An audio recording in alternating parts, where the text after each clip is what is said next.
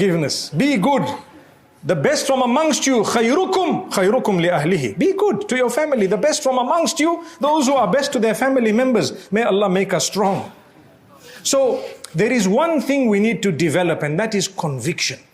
Yaqeen. Develop your yaqeen. Yaqeen in what? In Allah. Your faith in Allah. Your tawakkul ala Allah.